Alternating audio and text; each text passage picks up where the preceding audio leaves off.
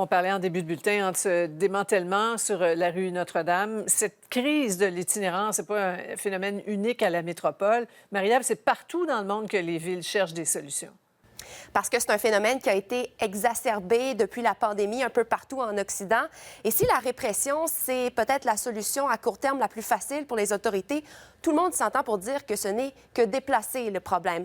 Donc, un pays qui fait figure d'exemple dans le monde, c'est vraiment la Finlande, en raison d'une stratégie qui a été mise en place en 2008. C'est une politique qui s'appelle Housing First, le logement d'abord, qui consiste à rendre le logement inconditionnel. Donc, l'État, les villes, les ONG travaillent de concert pour offrir le plus possible de logements à des personnes en situation d'itinérance, mais on leur propose aussi des traitements en santé mentale, des traitements en toxicomanie pour leur permettre de sortir de la rue à long terme. Et ça a fait ses preuves. Depuis 2008, l'itinérance a diminué de 30 % en Finlande. C'est le seul pays de l'Union européenne où le phénomène est à la baisse. Donc, ça inspire des gens partout dans le monde, notamment aux États-Unis, où on retrouve de plus en plus de ces petites communautés de logements pour les personnes sans abri, souvent des mini-maisons comme ça, où on offre aussi des services sociaux. On en retrouve beaucoup à Los Angeles, en Californie, où l'itinérance est vraiment un fléau en ce moment.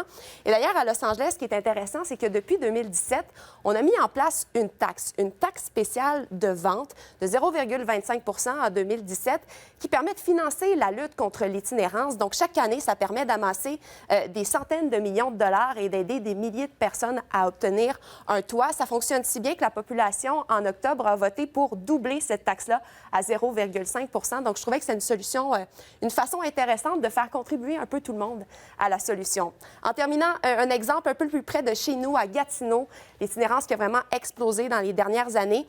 Et là, on a lancé ce projet Village Transition, qui consiste en 85 conteneurs qui sont transformés, aménagés en logement pour des personnes sans abri. On va aussi leur offrir des repas, des services d'intervention. Donc, c'est un projet, vous allez me dire, peut-être qui coûte cher. En fait, on évalue que ça va coûter 21,5 millions de dollars sur 10 ans, mais on calcule aussi que ça va permettre de générer des économies de 51 millions de dollars pour l'État. Alors, finalement, on voit que des initiatives comme ça qui voient à plus long terme, bien, ça peut être payant pour tout le monde. Merci beaucoup, Marie-Ève.